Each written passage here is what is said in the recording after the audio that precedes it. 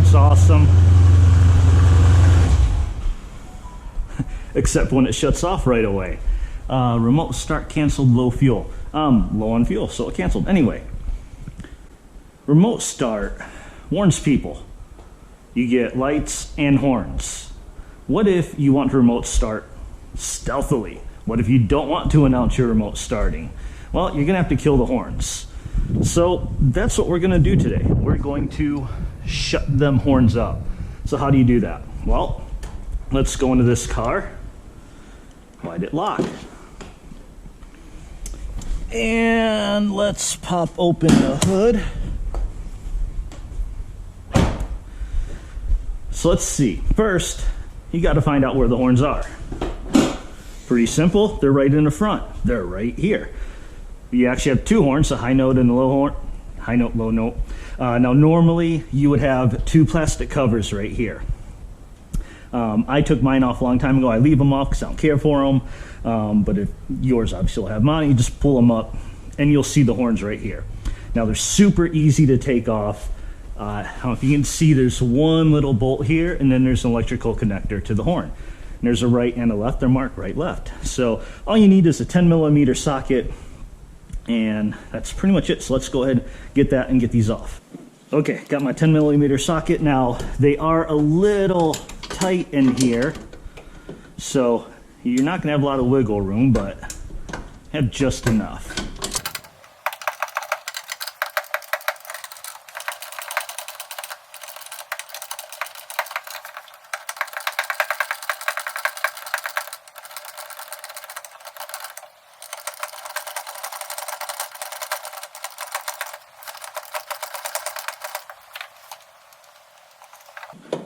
Okay, one bolt out, pull that out, and there's the high note bracket. I actually have two connectors here, kind of like a speaker, and that's it. Let's go ahead and get that next one off now.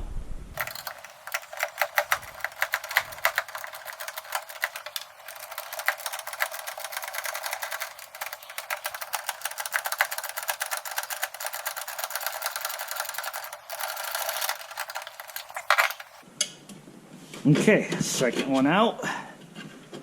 Let's take these off. And a little bit of like some kind of electrical grease on there. And there's the second one. Okay, now what you'll want to do, even though these wires are clipped here, you still have these running around. So I'm just going to grab a couple zip ties and zip tie these out. Okay, zip tied. There we go. Two horns gone. Okay, now with these gone, let's close the hood so we can do a remote start. Remember, remote start will not work with the hood open.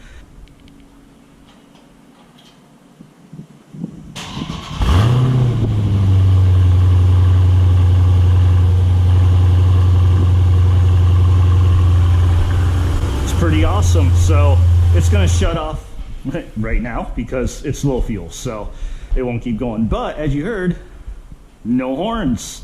We solved the problem. Oh, hold up. You don't think I was serious, do you? If you really want to do stealth remote starts, you don't have to remove the horns like I just did. In fact, all you have to do is go into your car, turn it on, go into your Uconnect, and go to your settings, go down, go to doors and locks, and right here, sound horn with remote start. All you have to do is that. Press that button and your horns will no longer honk when you remote start. That's actually all you have to do. So now you're asking, why the hell did you remove the horns? Well, if your horn breaks, I guess you need to know where they are. Some people buy upgraded horns. There's horns that makes different noises. So now at least you know where they are, where to take them out. Now, why did I remove the horns? Again, I'm insane, I'm crazy, I'm stupid. People are probably going to comment, tell me how stupid I am. Of course, somebody's using a weed whacker now. So let's close this garage door. Okay, now where was I? So one thing about me, something I've always been about, is weight reduction. I am a weight reduction connoisseur, aficionado. I don't know what you would call it, but I'm all about weight reduction because I used to race heavy ass trucks. And I need to prepare for a huge race in April. On April 10th, for those that don't know, if you're in Texas, there's a YouTuber call out called the Big Showdown 2, put out by Demonology. He did it last year. This year I'm definitely going.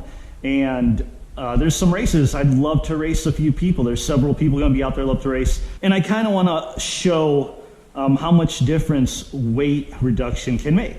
So yes, it's going to get gutted, but I said a long time ago when I pulled my rear trunk trim out, pulled the seats out, that's what I'm all about. So we'll see. Right now, when I was in Houston for Lone Star Mopar Fest, the car, I had it weighing in right at 4,000 pounds. I think it was like 4,005. So I've got a ways to go. I'd like to get it down to 3,800, maybe more. I do plan on getting eventually a racer seat. There's other things I'm going to pull out of here. So if you want to see the crazy or just idiotic stuff that I do, subscribe, because I will be pulling some other stuff out of here which people are like, that's stupid, but you know, whatever, that's me. But since we're talking about weight, let's go ahead and grab the horns. Let's see how much they weigh.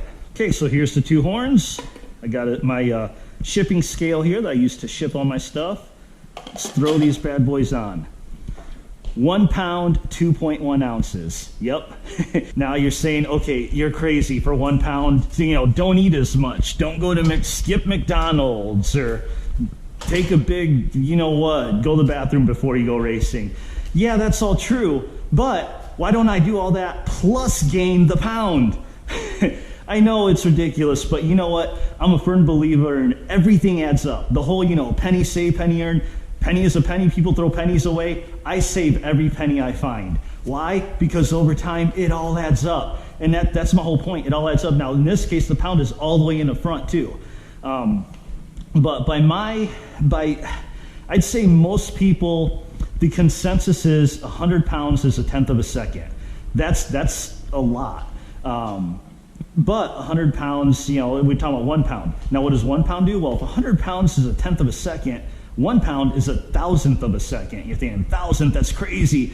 But if you've been drag racing for any time, I promise somebody out there has lost by 1,000th of a second, or been away from a milestone, a personal best by 1,000th of a second. I know I have been. One of my old trucks, I ran a 15.001. And I was trying to break into the 14s, and I was 2,000ths of a second away from breaking in 14s. So by the general consensus, had I lost 2 pounds on that run, I would have had a 14-second truck that day. But I didn't. So that's kind of how I go about it. That's what I'm looking at it. So yeah, the horns are stupid. It's why do you want to take them out? I don't use the horns, so I don't care. I mean, if I need to get someone's attention, I'll rev the engine. That's all I need. I don't need the horns. Anyway, that's enough of me rambling on. I just want to do a short video. Like I said, my other reason I'm going to do videos on removing things is because eventually one day I need to put everything back together. So these are going to be my reference in the future for when I go to put stuff back together.